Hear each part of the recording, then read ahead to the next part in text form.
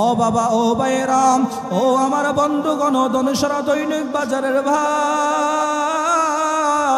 এরে যুবক ভাইয়েরা, আজকে যারা মায়ের মনে কষ্ট দাও, আজকে যারা মায়ের সাথে উচ্চ ভাষায় কথা বলো, ও সন্তান, তোমার মা তোমার উপর কত জানি কষ্ট পেয়ে আছে। তোমার মায়ের এই কথার কারণে, দুঃখের কারণে জানি তুমি সন্তান জাহান্নামে যেতে হবে। ও সন্তান, তুমি তোমার মাকে আজ পায়ে ধরে ক্ষমা চাইয়া নিও। ও সন্তান, আজ তোমার বাবার দুইটা পায়ে ধরে ক্ষমা চাইও। আজ তোমার বাবার পায়ের মধ্যে দরিয়া বলিও, বাবা কত কষ্ট দিছি বাবা, আপনি আমাকে মাফ করে দিয়েন। মা কত কষ্ট দিছি আপনাকে, আপনি আমার মাফ করে দিয়েন। আপনি যদি আমাকে মাফ না করেন গো মা, জাহান্নাম ছাড়া আমি সন্তানের জন্য আর কোনো রাস্তা থাকতে পারে না। ও বাবা, আপনি যদি আমাকে মাফ না করেন, জাহান্নাম ছাড়া আমার জন্য আর কোনো রাস্তা থাকতে পারে না। আজকে সন্তানরা, ও যুবক ভাইয়েরা, ও ভাই, ওই এলাকার ভাইয়েরা, আজকে এই মায়ের মন থেকে ক্ষমা চাইয়া নিও। আজই তোমার বাবার কাছ থেকে ক্ষমা চাইয়া নিও। আর যদি তোমার দুঃখিনী মা দুনিয়ার মধ্যে যদি জীবিত না থাকে রে বাবা, তোমার দুঃখিনী বাবাও যদি দুনিয়ার মধ্যে জীবিত না থাকে, তাইলে মায়ের কবরের পাশে দাঁড়াইয়া রব্বুল আলামিনকে ডাক দিয়া সন্তান মায়ের কবরের সামনে দাঁড়ায়া পড়ো, রব্বির হামহুমা কামা রব্বায়ানি সগীরা। সবাই বলেন, রব্বির হামহুমা কামা রব্বায়ানি সগীরা, রব্বির হামহুমা কামা রব্বায়ানি সগীরা, রব্বির হামহুমা কামা রব্বায়ানি সগীরা। ও সন্তান, তোমার মা যদি দুনিয়ার মধ্যে না থাকে, তোমার বাবা যদি দুনিয়ার মধ্যে না থাকে, মায়ের কবরের পাশে দাঁড়াইছে সন্তান, বাবার কবরের পাশে দাঁড়াইয়া সন্তান তুমি তোমার মায়ের কবর আযাবটা মাফ করে নিও, তোমার বাবার কবর আযাবটা মাফ করে নিও। ও সন্তান, ও বৃদ্ধ বাবারা, জানি না কার মায়ের কবরে জানি জাহান্নামের আগুন জ্বলতেছে, জানি না কার জানি দুঃখিনী বাবার কবরে জাহান্নামের আগুন জ্বলে, জানি না কার বাবার কবরে জানি জাহান্নামের আগুন দাউ দাউ করে জ্বলতেছে, জানি না এই মজলিসের মধ্যে কার জানি দুঃখিনী মা বাবা নাই, জানি না এই মজলিসে জানি কার জানি বাবাটা অল্প কিছুদিন আগে চলে গেছে। কত মানুষের বাবা চলে যায়, কত মানুষের জানাজা পড়ায়। গত কিছুদিন আগে একটা মানুষের জানাজা পড়লাম, বৃষ্টির মধ্যে যখন মানুষটা মারা গেছে, একটা কবর করে কবরের মধ্যে দেখতেছে বারবার পানি উঠতেছে, বারবার পানি উঠতেছে, বারবার পানি উঠতেছে, বালতি দিয়ে বারবার বারবার পানিগুলা সরা দিতেছে, বারবার পানিগুলা সরা দিতেছে, কিন্তু পানি ওঠা বন্ধ হয় না। নিজের এই চোখগুলা দিয়া ডাকা ডাকা দেখছি, হায় মৃত্যু কত কষ্ট, হায় মৃত্যু কত নিষ্ঠুর। নিজের এই চোখগুলা দিয়া ডাকা ডাকা দেখছি পানির মধ্যে সাদা কাপড়টাকে, লাশটাকে ছেড়ে দিছে।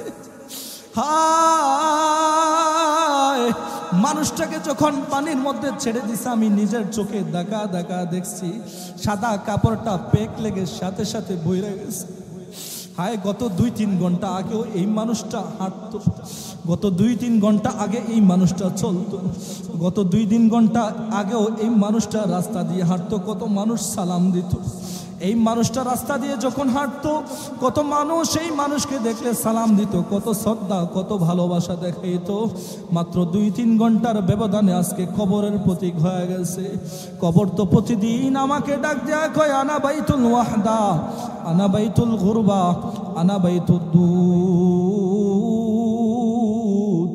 এর মুমিন, আমি কবরের মধ্যে আসতে হবে।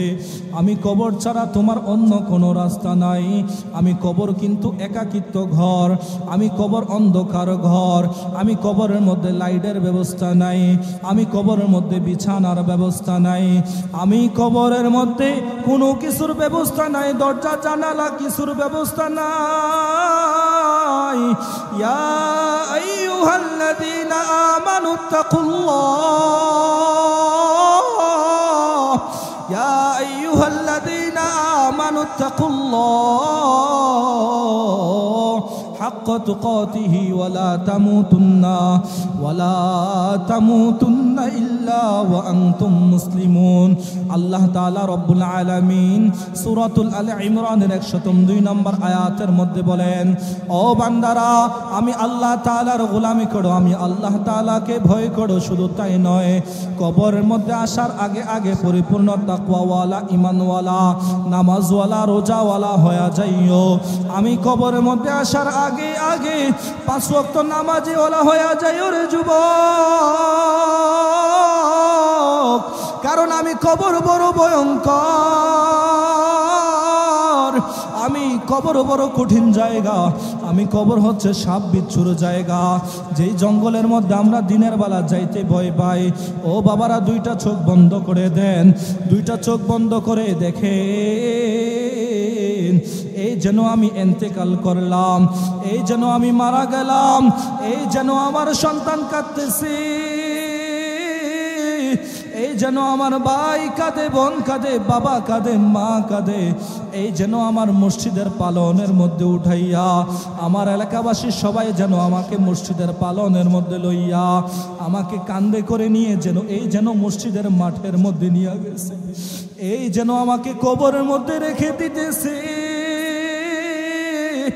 এই যেন আমাকে কবরের মধ্যে রেখে সমস্ত মানুষগুলো আমাকে কবরের মধ্যে রেখে মাটি চাপা দিয়ে যেন সমস্ত মানুষগুলা চলে যাইতেছে। এই জন্য বাবারা, কবরের জিন্দিগি আমাদের বড় কঠিন জায়গা, কবরের জিন্দিগি আমাদের খুব ভয়ঙ্কর জায়গা। কবরে যাওয়ার আগে আগে পরিপূর্ণ তাকওয়াওয়ালা, ঈমানওয়ালা হইয়া, কবরে যাওয়ার আগে আগে 5 ওয়াক্ত নামাজওয়ালা হইয়া, কবরে যাওয়ার আগে আগে রোজাদারওয়ালা হইয়া, কবরে যাওয়ার আগে আগে আল্লাহ তাআলার খাস একজন গোলাম হইয়া, 5 ওয়াক্ত নামাজওয়ালা, দিনদার আল্লাহওয়ালা হইয়া যেন আমরা কবরের মধ্যে যেতে পারি। إنا عرضنا الأمانة على السماوات والأرض والجبال فأبين أن يحملنها وأشفقن منها وحملها الإنسان إنه كان ظلوما جهولا। رب العالمين বলেন যে আমি যে কোরআন বানাইছি, এই কোরআন আল্লাহ তাআলা ইন্না আরাদনাল আমানাতা আলাস সামা ওয়াল আরদি ওয়াল জিবাল ফাআবাইনা আন ইয়াহমিলনাহা ওয়া আশফাকনা মিনহা ওয়া হামালাহাল ইনসান।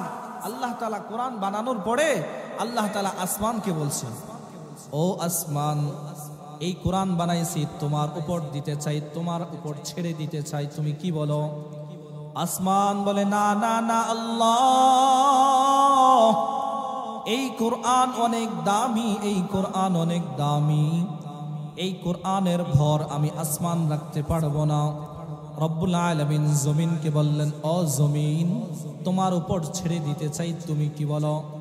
জমিন আল্লাহ তাআলার কাছে বলে, আল্লাহ, এত দামি কোরআন, এত ওজন কোরআন, এত ভারী একটা কোরআন, এই কোরআনের ভর আমি রাখতে পারবো না। পাহাড় পর্বত সাগর নালাকে আল্লাহ তাআলা বললেন, তোমাদের উপর কোরআনটা ছেড়ে দিতে চাই, কোরআনের ভর তোমাদের উপর দিতে চাই।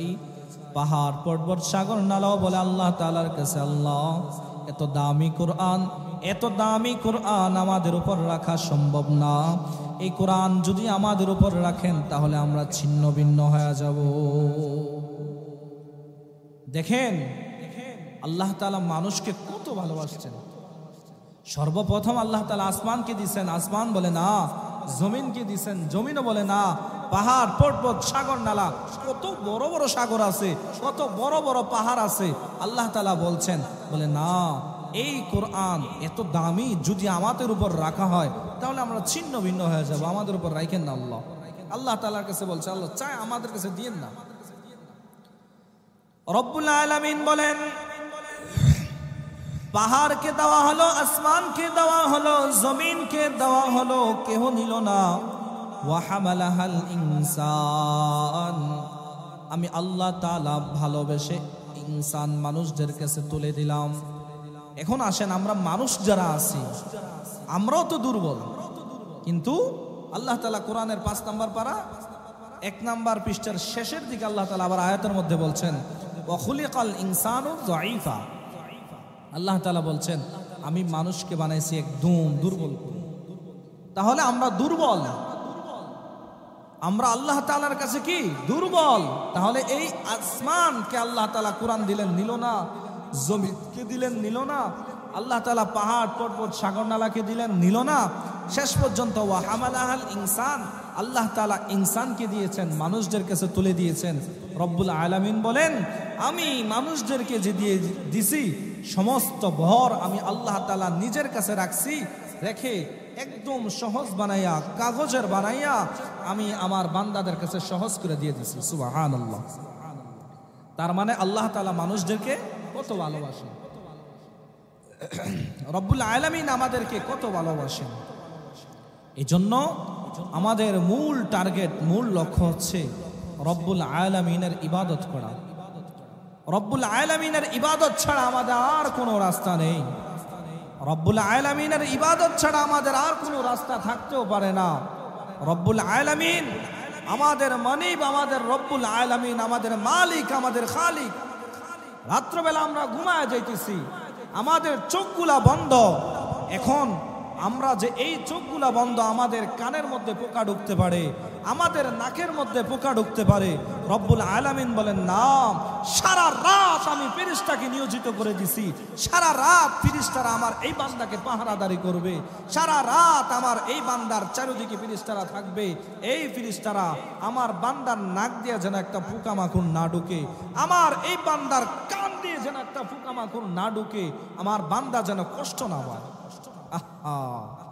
কেমন রব্বুল আলামিন আমাদের, যে আমরা রাস্তা দিয়ে যখন হাঁটতেছি, যে আমাদের চোখের মধ্যে যে ধুলাবালিগুলা পড়ে, চোখের মধ্যে যে আমাদের ধুলাবালিগুলা পড়ে, এই ধুলাবালিগুলা যদি মানুষের চোখের মধ্যে জমে থাকতো, মানুষ অন্ধ হয়ে যেত। রব্বুল আলামিন বলেন যে বান্দার চোখের মধ্যে ময়লা ঢুকতেছে, আমি আল্লাহ তাআলা চোখের পলক দেওয়ার শক্তি দিছি, আর আমার বান্দা চোখের পলক মারে। চোখের পলক মারার সাথে সাথে চোখের একটা ছিদ্র আছে, এই ছিদ্র দিয়ে এক ফোঁটা পানি বের হয়। এই পানি বের হওয়ার সঙ্গে সঙ্গে চোখটা পরিষ্কার হয়ে যায়। সুবহানাল্লাহ। তাহলে রব আমাকে কত ভালোবাসেন, রব আমাদেরকে কত ভালোবাসেন, রব্বুল আলামিন আমাদেরকে কত ভালোবাসেন, যে আমরা সারা রাত ঘুমাচ্ছি, ফজরের নামাজ পড়ি না, জোহরের নামাজ পড়ি না, আসরের নামাজ পড়ি না, মাগরিবের নামাজ পড়ি না, ইশারের নামাজ পড়ি না। দিন কি দিন চলে যাচ্ছে। কত মানুষ আছে এলাকার মধ্যে, খুঁজলে দেখা যায় যে আজ কতদিন হয়ে গেছে সে ফজরের নামাজ পড়ে না, আজ কতদিন হয়ে গেছে সে জোহরের নামাজ পড়ে না, আজ কতদিন হয়ে গেছে সে বান্দা, সে নাফরমান আসরের নামাজ পড়ে না, আজ কতদিন হয়ে গেছে নাফরমান মাগরিব পড়ে না, আজ কতদিন হয়ে গেছে নাফরমান ইশা পর্যন্ত পড়ে না, আজ কতদিন হয়ে গেছে কত নাফরমান জুম্মার নামাজ পর্যন্ত পড়ে না। বলেন আমরা রব্বুল আলামিনের কাছে কি জবাব দেব? রব্বুল আলামিন তারপর আল্লাহ তাআলা কোরআনের মধ্যে বলেন, 30 নম্বর পারা আল্লাহ তাআলা বলেন, ইয়া আইয়ুহাল ইনসান মা গাররাকা বিরাব্বিকাল কারীম। রব্বুল আলামিন তারপরও ডাকে, ইয়া আইয়ুহাল ইনসান মা গাররাকা বিরাব্বিকাল কারীম। রব্বুল আলামিন তারপরও ডাকে, বান্দা, ও বান্দা, তুমি কেন আমি আল্লাহ তাআলাকে ভুলে গেলাম? ও বান্দা, কেন আমি আল্লাহ তাআলার কাছ থেকে দূরে সরে গেলাম? ও বান্দা, সারা রাত ঘুমাইলা, ঘুমানোর পর ফজরের নামাজের আজান হয়েছে, আজান হওয়ার পরও তুমি ফজরের নামাজটা পড়ো নাই। তারপরও যখন 7টা-8টা বেজে যায়, ও বান্দা, তুমি আমি রব্বুল আলামিনের কাছে ক্ষমতা চাও, তুমি রব্বুল আলামিনের কাছে ডাক দিয়া বলো, রব্বুল আলামিন সারা রাত ঘুমাইলাম, ফজর নামাজ পড়লাম না, যোহরও পড়লাম না, আসরও পড়লাম না, ও রব্বুল আলামিন মাগরিবও পড়ি নাই, ইশাও পড়ি নাই, এখন 7টা বেজে গেছে, সকাল 7টা বেজে গেছে, রব্বুল আলামিন এখন আমি ক্ষমতা চাই।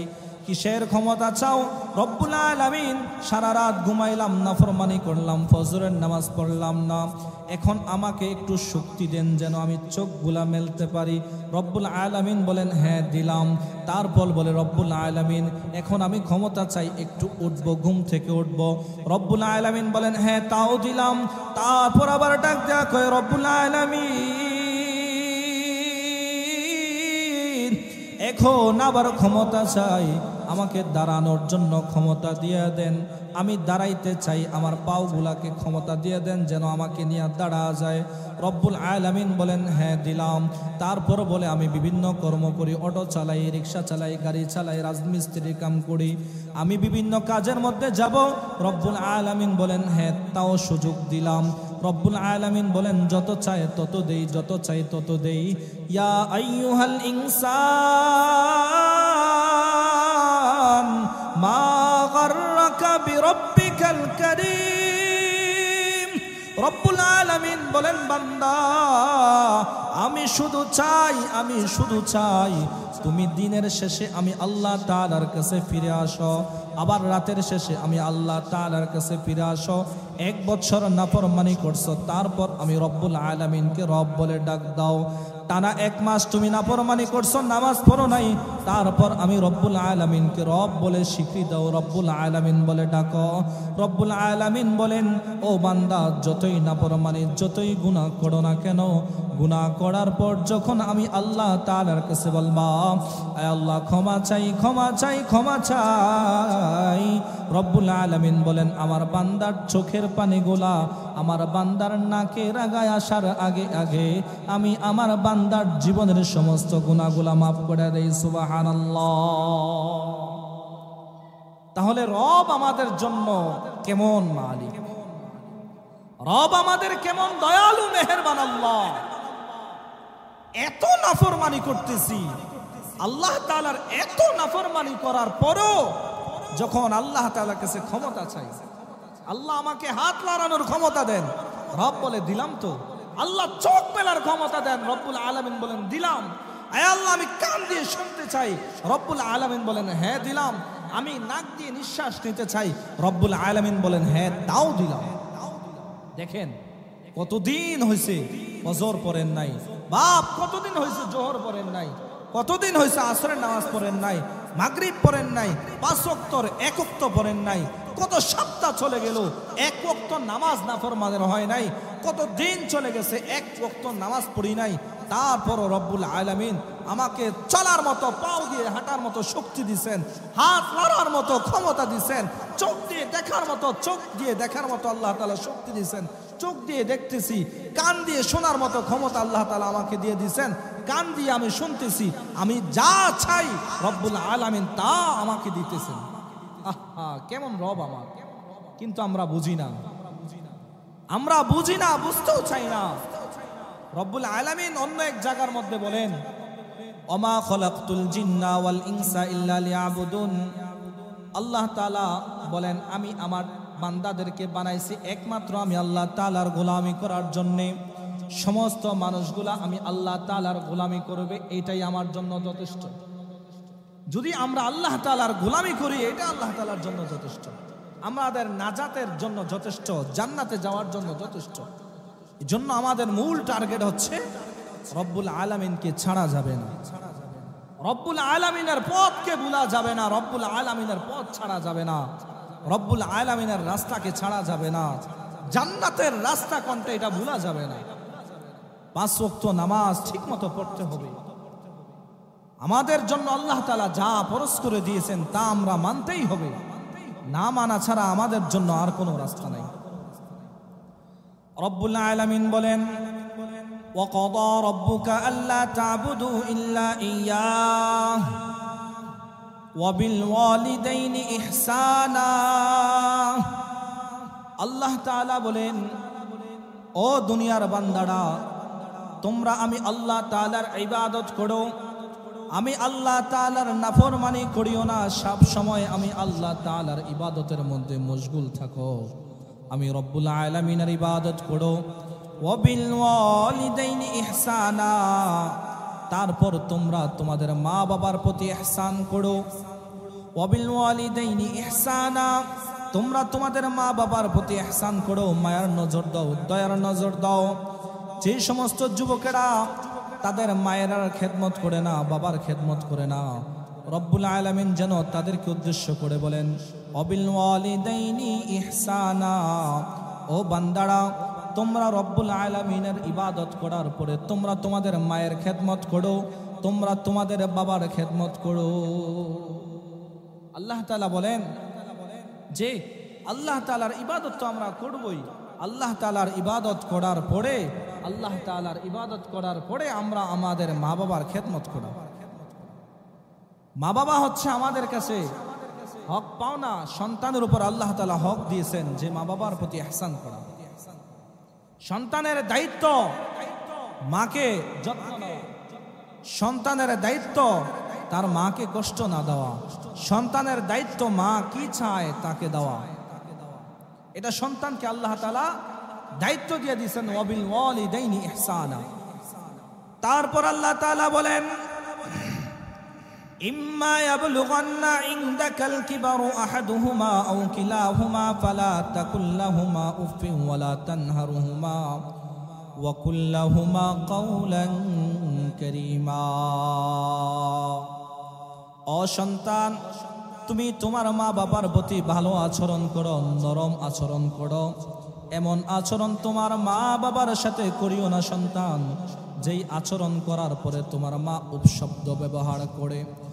অসন্তান শুধু তাই নয়, তোমার মা বাবা কোনো আদেশ করার পর, মা বাবার আদেশ শোনার পর এমন কোনো শব্দ তুমি ব্যবহার করিও না, উপশব্দটা তুমি উচ্চারণ করিও না। যদি উপশব্দ ব্যবহার করো তাহলে বুঝতে হবে তোমার মা বাবা তোমার উপর সন্তুষ্টি নাই। অপরদিকে রাসূল সাল্লাল্লাহু আলাইহি ওয়াসাল্লাম বলেন রিদর রব্বি ফি রিদল ওয়ালিদাইন, যেখানে মা বাবা সন্তুষ্ট এখানে আল্লাহ তাআলা সন্তুষ্ট। যদি কোনো সন্তানের উপর মা বাবা অসন্তুষ্ট হয় সেখানে আল্লাহ তাআলা অসন্তুষ্ট থাকে। যদি মা বাবা সন্তুষ্টি হয় সন্তানের উপর, রব্বুল আলামিন বলেন যেই সন্তানের উপর তার মা সন্তুষ্ট ছিল, যে সন্তানের উপর তার বাবা সন্তুষ্ট ছিল, সেই সন্তানের উপর আমি রব্বুল আলামিনও সন্তুষ্ট আছি। সুবহানাল্লাহ। এই জন্য আমাদের মূল টার্গেট আমাদের মা বাবা যেন আমাদের যারা যেন কষ্ট না হয়, পিতামাতার ইহসান করা। ঠিক যেমন ভাবে রব্বুল আলামিন আমাদেরকে ইহসান করছেন, যখন আমরা মায়ের গর্ভের মধ্যে ছিলাম, মায়ের গর্ভের মধ্যে থাকাকালীন অবস্থায় আমরা খাবারের প্রয়োজন, খাবার চাইতে পারতাম না, আমি পানি পান করব এটা চাইতে পারতাম না। রব্বুল আলামিন বলেন যে 10 মাস 10 দিন মায়ের গর্ভের মধ্যে ছিলা, আমি রব্বুল আলামিন তোমাকে খানা খাওয়াইছি, পানি পান করাইছি, যখন তোমার যেটা প্রয়োজন আমি আল্লাহ তাআলা সেটাই ব্যবস্থা করে দিয়েছি। ঠিক তেমন ভাবে আজ তোমার মায়ের কি প্রয়োজন, তোমার বাবার কি প্রয়োজন সেটা তুমি সন্তান বুঝতে হবে। তুমি সন্তান বুঝে বুঝে তুমি তোমার মায়ের দায়িত্বগুলো পালন করো, বুঝে বুঝে তোমার বাবার দায়িত্বগুলো তুমি পালন করো। রব্বুল আলামিন বলেন হামালাতহু উম্মুহু কুরহা ওয়া ওয়াদাআতহু কুরহা ওয়া হামলুহু ওয়া ফিসালুহু 30 শাহরা। আল্লাহ তাআলা বলেন ও দুনিয়ার সন্তান, তোমাদের মা তোমাদের উপর এমন একটা দায়িত্ব পালন করেছে। সন্তান, তুমি তোমার মায়ের গর্ভের মধ্যে ছিলা। ও সন্তান, তখন তোমার মা চাইলেও কিছু একটা করতে পারে নাই, চাইলেও আর বাজারে যাইতে পারে নাই, চাইলেও শান্তিতে একটু ঘুমাইতে পারে নাই। তোমার মা যদি চাইতো শান্তিতে খাবার খাবে, না না, সুযোগ নাই। ও সন্তান, যখনই তোমার মা খাবার খাইতে যায় ঠিক ওই সময় কেন্দ্র করে সন্তান তোমার মনে আছে কি তুমি সন্তান মায়ের গর্ভের মধ্যে থাকাকালীন অবস্থায় মায়ের গর্ভের মধ্যে কলিজার মধ্যে একটা আঘাত করছিল গো সন্তান। ঠিক ওই সময় তোমার মা খাবারের প্লেটটা ছেড়ে দিছে, খাবার বন্ধ করে দিছে, তোমার মা পেটের মধ্যে দড়ে বিছনার মধ্যে শুয়ে গেছে।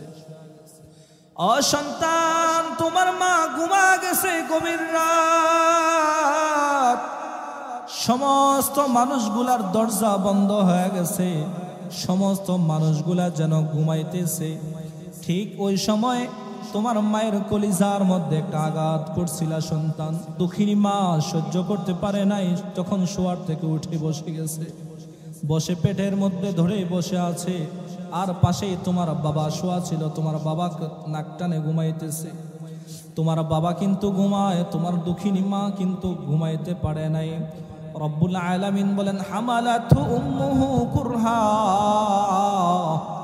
ও সন্তান, তুমি যখন তোমার মায়ের গর্ভের মধ্যে ছিলা, তোমার মা এত কষ্ট করছে, এত কষ্ট করছে, এই কষ্টের ভাগ তোমার বাবা নেয় নাই, দাদা নেয় নাই, নানা নেয় নাই, নানি নেয় নাই, কোনো আত্মীয় স্বজনরা এই কষ্ট বহন করে নাই, একমাত্র তোমার মা বহন করছে। শুধু তাই নয়, হামালাতহু উম্মুহু কুরহা ওয়া ওয়াদাআতহু কুরহা ওয়া হামলুহু ওয়া ফিসালুহু 30 শাহরা। রব্বুল আলামিন বলেন 2.5 বছর 30টা মাস তোমার মা তোমাকে বুকের দুধ পান করাইছে। ও সন্তান, সমস্ত মানুষগুলা যখন ঘুমায়, তুমিও ঘুমাও, আমি মাও ঘুমাই, তোমার বাবাও তোমার পাশে দিয়ে ঘুমাচ্ছে। তুমি সন্তান একটা চিৎকার মারছো ওয়া ওয়া শব্দ করে, তোমার বাবা কিন্তু বোঝে নাই তুমি কেন কান্না করো। পাশের রুমে তোমার ভাই, তোমার বোন, তারাও বোঝে নাই কেন কান্না করতেছো। কিন্তু তোমার দুঃখিনী মা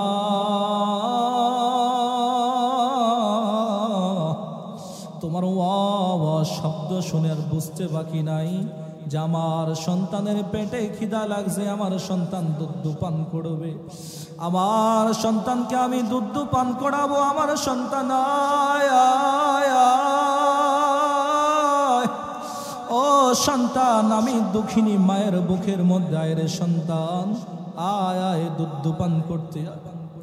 কিছুক্ষণ পর মা যখন দুধ পান করা সন্তানটাকে ঘুম লয়া দিছে, কিছুক্ষণ পর ওই সন্তান আবার কান্না করতেছে, পাশে বাবা শোয়া, বোঝে না। কিন্তু দুঃখিনী মা বুঝতে বাকি নাই, ডাক দেয়া কয় স্বামী, আপনার সন্তান প্রস্রাব করে দিছে, এই জন্য কান্না করতেছে। আপনার সন্তান প্রস্রাব করে দিছে, প্রস্রাবের মধ্যে শুয়ে আছে, পায়খানার মধ্যে শুয়ে আছে, আপনার সন্তানকে আমি পরিষ্কার করা দেই। আই কেমন মা! রব্বুল আলামিন বলেন সন্তান, তোমার কোনো কাজের কারণে যেন, তোমার কোনো কর্মের কারণে যেন এই মা যেন উপশব্দটা ব্যবহার না করে। আরে সন্তান, তোমার কোনো কথার কারণে যেন মায়ের দিলের মধ্যে যেন আঘাত না পায়। খোদার কসম করে বলি, তোমার কারণে যদি তোমার মা কষ্ট পায়, তুমি যদি মক্কায় যাইয়া আল্লাহ তাআলার ঘরের মধ্যে যাইয়া 1000 বার মক্কা শরীফ তাওয়াফ করো, লাব্বাইক লাব্বাইক বলো, আল্লাহ তাআলার কাছে বলো, আল্লাহ ক্ষমা চাই, ক্ষমা চাই, ক্ষমা চাই, ক্ষমা চাই, ক্ষমা চাই, ক্ষমা চাই। রব্বুল আলামিন বলেন না না না বান্দা, রিদর রব্বি ফি রিদল ওয়ালিদাইন। আমি রব্বুল আলামিন তো বলছিলাম রে সন্তান, তোমার মা যদি তোমার উপর সন্তুষ্টি থাকে, আমি রব্বুল আলামিন তোমার উপর সন্তুষ্ট। আর তোমার মা যদি তোমার উপর কষ্ট পায়, আমি আল্লাহ তাআলা তোমার উপর বেজার। তোমার মা যদি তোমার উপর বেজার থাকে, আমি আল্লাহ তাআলা তোমার প্রতি বেজার। তোমার মা যদি তোমার উপর সন্তুষ্টি থাকে, আমি আল্লাহ তাআলা তোমার উপর সন্তুষ্টি। ও সন্তান, তারপরও তুমি তোমার মায়ের মনে কষ্ট দিছ, তুমি তোমার মায়ের মনে কষ্ট দিয়া আজ যদি হাজরা আসওয়াদ পাথরের মধ্যে ধইরা আমি রব্বুল আলামিনকে ডাকতে থাকো, রব্বুল আলামিন ক্ষমা চাই, রব্বুল আলামিন মাপ চাই, রব্বুল আলামিন মাফ করে দেন, ক্ষমা করে দেন, রব্বুল আলামিন বলেন, না না না না না, ও সন্তান, তুমি তোমার মায়ের মনের মধ্যে কষ্ট দিছ। রাসূলুল্লাহ সাল্লাল্লাহু আলাইহি ওয়াসাল্লাম সাহাবা কেরামদেরকে নিয়ে জান্নাতুল বাকির রাস্তা দিয়ে যাইতেছেন। হঠাৎ করে নবী করিম সাল্লাল্লাহু আলাইহি ওয়াসাল্লাম আসমানের দিকে মুনাজাত ধরে দুইটা হাত উঠা দিয়েছেন। দুইটা হাত উঠা রব্বুল আলামিনের কাছে কান্না করলেন, রব্বুল আলামিন কবর আযাব মাফ করে দেন। রব্বুল আলামিন জানা দেয়, ইয়া রাসূলুল্লাহ, ইয়া হাবিবাল্লাহ, ওগো পয়গম্বর, না না না, এই কবর আযাব মাফ করা যাবে না গো ইয়া রাসূলুল্লাহ। রাসূল সাল্লাল্লাহু আলাইহি ওয়াসাল্লাম ডাক দিয়া কয়, আল্লাহ, কেন কবর আযাব মাফ করবেন না? আল্লাহ তাআলা রাসূল সাল্লাল্লাহু আলাইহি ওয়াসাল্লামকে জানা দেয়, ইয়া রাসূলুল্লাহ, ইয়া হাবিবাল্লাহ, আপনার এই উম্মত দুনিয়ার মধ্যে থাকাকালীন অবস্থায় তার মায়ের মনে কষ্ট হয়েছে। দুনিয়ার মধ্যে থাকাকালীন অবস্থায় তার মায়ের মনের মধ্যে আঘাত দিছে গো পয়গম্বর। দুনিয়ার মধ্যে থাকাকালীন অবস্থায় মায়েকে কাঁদাইছে, মায়ের মনে আঘাত দিছে, এই জন্য তার কবর আযাব মাফ করা যাবে না। পয়গম্বর বললেন, ও সাহাবা কেরাম, এই কবরটা কার? মদিনার মধ্যে এলান করে দাও, এই কবরটা কার? সমস্ত সাহাবা কেরামরা ছুটে গেছে, এই কবর কার, এই কবর কার, এলান করে দাও। মদিনার জমিনে এলান হয়ে গেলে এই কবরটা কার বের করা দরকার। সমস্ত সাহাবা কেরামরা খোঁজাখুঁজি শুরু করলো। খুঁজতে খুঁজতে খুঁজতে খুঁজতে জানা গেল এটা এমন একটা সন্তানের কবর, যে সন্তান দুনিয়ার মধ্যে থাকাকালীন অবস্থায় একদিন তার স্ত্রীর সাথে ঝগড়া করে মায়ের মাথার মধ্যে একটা বাড়ি মারছে। স্ত্রীর কথা শুনিয়া মায়ের মাথার মধ্যে বাস যে একটা বাড়ি মেরে মায়ের মাথাটা দুই ভাগ করে ফেলছে, মায়ের মাথাটা ফাটা ফেলছে। মা বলে, তখন আমি রাসূল সাল্লাল্লাহু আলাইহি ওয়াসাল্লাম বলেন, ওই মাটাকে ডাকো। ওই মাকে যখন রাসূলের দরবারে ডাকা হলো, যখন মাকে জিজ্ঞাসা করা হলো, মা বলে, হ্যাঁ হ্যাঁ, এই সন্তান আমাকে মারছে, মারার পর আমি কারো কাছে বিচার চাইতে পারি নাই, কারণ আমার পেটের সন্তান, আমার পেটের সন্তান, আমি মাকে মারছে, আমি কার কাছে বিচার নিয়ে যাব? আমি কারোর কাছে বিচার চাইতে পারি নাই গো রাসূলুল্লাহ। এই জন্য আমি তখন রব্বুল আলামিনের কাছে হাত উঠা দিছি, রব্বুল আলামিনের কাছে হাত বাড়া বলছি, আর আল্লাহ, আমার এই সন্তানের কবর আযাব আপনি দুনিয়ার মধ্যে আমি মাকে রাইখা এই সন্তানটাকে কবরের মধ্যে আযাব দিয়েন, যেন আমি মা দেখতে পাই। এই জন্য হয়তো বা এই কবরের মধ্যে আযাব হইতেছে। রাসূল সাল্লাল্লাহু আলাইহি ওয়াসাল্লাম ডাক দিয়া বলে, রে মা, তুমি তোমার সন্তানটাকে মাফ করে দাও, কারণ তোমার এই সন্তান কবরের মধ্যে কত কষ্ট পায়। ও মা, তোমার সন্তানের কবরের মধ্যে জাহান্নামের আগুন দাউ দাউ করে জ্বলতেছে। মায়ের মনটা শক্ত হয়ে গেছে, কারণ সন্তান মাকে মারছে। মা ডাক দেয়া কয়, না না, আমি এই সন্তানকে এত সহজে ক্ষমা করব। রব্বুল আলামিন আল্লাহ তাআলার রাসূল সাল্লাল্লাহু আলাইহি ওয়াসাল্লাম ডাক দিয়া কয়, আল্লাহ তাআলার কাছে বলতেছে, আল্লাহ, আপনার এই সন্তানের কবর আযাব মায়ের ঘুমের মধ্যে মাকে দেখা দেন। আর দক্ষিণী মা যখন ঘুমায় গেছে, ঠিক তখন ঘুমের মধ্যে দেখতেছে সন্তানের কবর আযাব মায়ের চোখের মধ্যে ভাসতেছে। ঠিক তখন ওই সময় মা এবার রাসূল সাল্লাল্লাহু আলাইহি ওয়াসাল্লামের দরবারে দৌড়ে আসছে। ইয়া রাসূলুল্লাহ, ইয়া হাবিবাল্লাহ, আপনি একটু দোয়া করেন আমার সন্তানের কবর আযাব যেন মাফ হয়ে যায়, কারণ আমি মা তো এই সন্তানকে গর্ভের মধ্যে নিছি, আমি মা তো এই সন্তানের 10 মাস 10 দিন গর্ভের মধ্যে রাখছি। আমার এই সন্তান আমি মায়ের কোলের মধ্যে প্রস্রাব করে দিছে। ইয়া রাসূলুল্লাহ, আমি দুঃখিনী মা প্রস্রাবের কাপড়টা নিজের গায়ের মধ্যে লাগাইয়া শুকনা কাপড়টা আমি আমার সন্তানের দিকে চড়া দিছি। আমার এই সন্তান আমি মায়ের বুকের মধ্যে বাথরুম করে দিছে, আমি মা বুঝেছি, তারপরও আমি এই সন্তানকে ডেইনের মধ্যে পালা দেই নাই, তারপর আমি এই সন্তানকে গলার টিপা দেই নাই, তারপরে এই সন্তানের উপরে একটু রাগ হয় নাই, তারপরে এই সন্তানটাকে আমি বুকে জড়া রাখছি, এই সন্তানটাকে আমি দূরে সরা দেই নাই, এই সন্তানটাকে আমি তারপরও বুকের মধ্যে রাখছি। ইয়া রাসূলুল্লাহ, আপনি একবার আল্লাহ তাআলার কাছে বলেন না যেন আমার সন্তানটার কবরের আযাব মাফ করে দেয়। হাদিসের মধ্যে আসছে তখন আল্লাহ তাআলা সাথে সাথে কবরের আযাব মাফ করে দিয়েছেন। ও বাবা, ও ভাইরাম, ও আমার বন্ধুগণ, দনেশ্বরা দৈনিক বাজারের ভাই, এরে যুবক ভাইয়েরা, আজকে যারা মায়ের মনে কষ্ট দাও, আজকে যারা মায়ের সাথে উচ্চ ভাষায় কথা বলো, ও সন্তান, তোমার মা তোমার উপর কত জানি কষ্ট পেয়ে আছে। তোমার মায়ের এই কথার কারণে, দুঃখের কারণে জানি তুমি সন্তান জাহান্নামে যেতে হবে। ও সন্তান, তুমি তোমার মাকে আজই পায়ে ধরে ক্ষমা চাইয়া নিও। ও সন্তান, আজই তোমার বাবার দুইটা পায়ে ধরে ক্ষমা চাইও। আজই তোমার বাবার পায়ের মধ্যে দরিয়া বলিও, বাবা কত কষ্ট দিছি বাবা, আপনি আমাকে মাফ করে দিয়েন। মা কত কষ্ট দিছি আপনাকে, আপনি আমার মাফ করে দিয়েন। আপনি যদি আমাকে মাফ না করেন গো মা, জাহান্নাম ছাড়া আমি সন্তানের জন্য আর কোনো রাস্তা থাকতে পারে না। ও বাবা, আপনি যদি আমাকে মাফ না করেন, জাহান্নাম ছাড়া আমার জন্য আর কোনো রাস্তা থাকতে পারে না। আজকে সন্তানরা, ও যুবক ভাইয়েরা, ও ভাই, ওই এলাকার ভাইয়েরা, আজকে এই মায়ের মন থেকে ক্ষমা চাইয়া নিও। আজই তোমার বাবার কাছ থেকে ক্ষমা চাইয়া নিও। আর যদি তোমার দুঃখিনী মা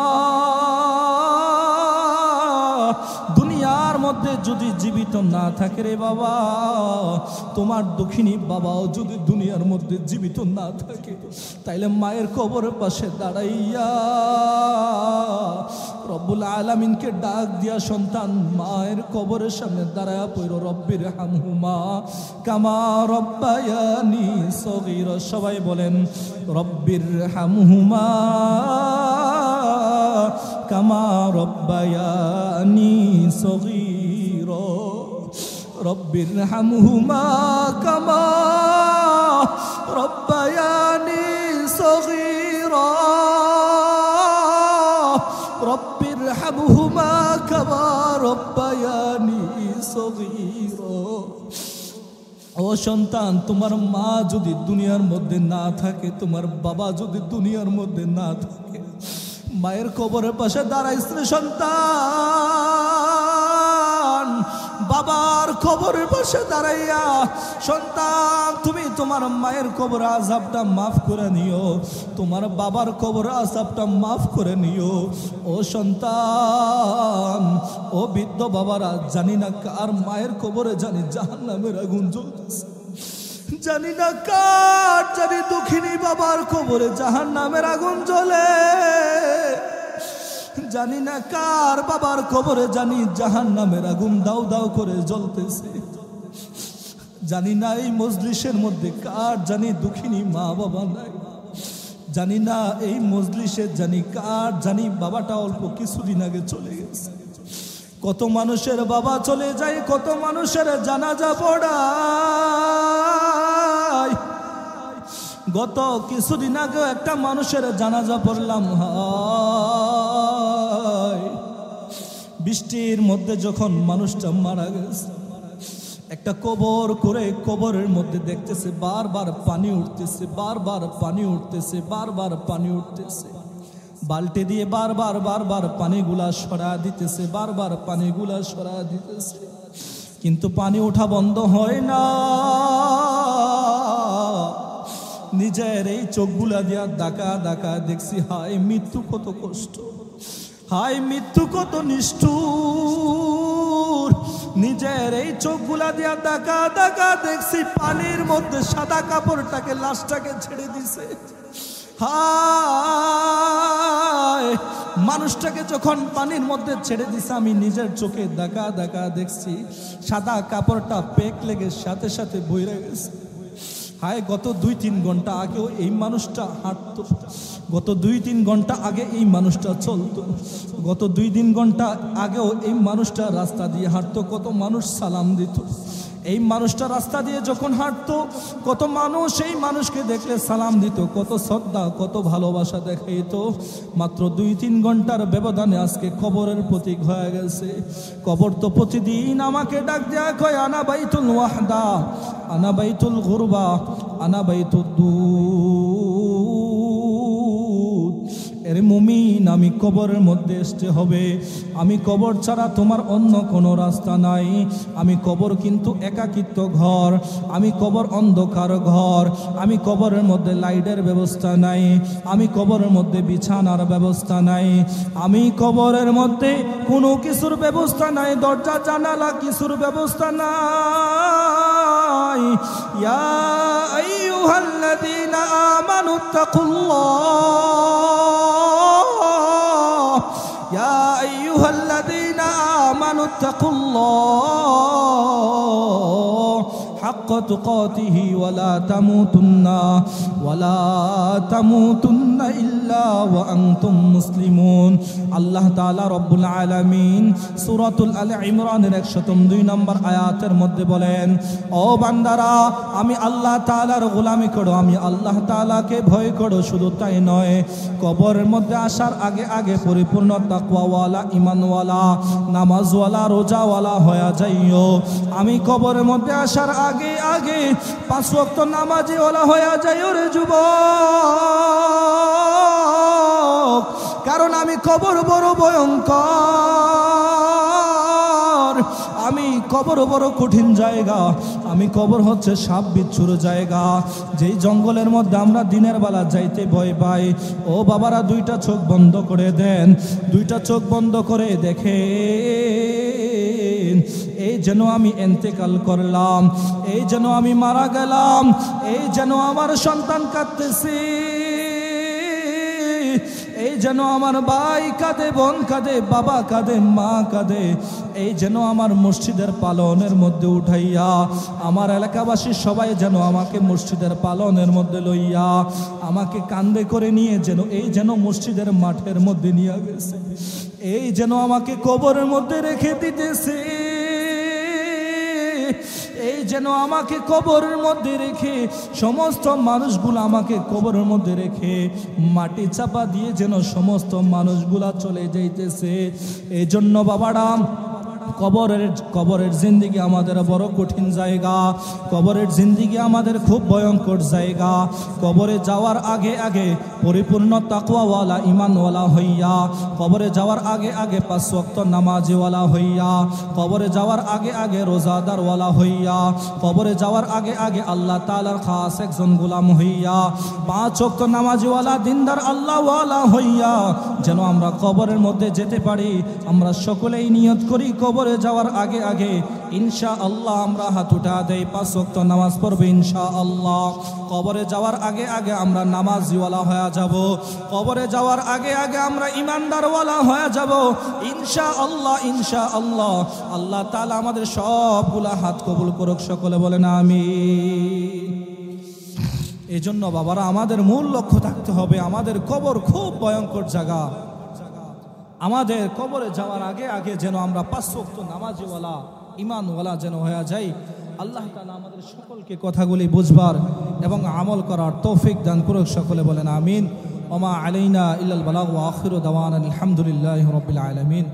আসসালামু আলাইকুম।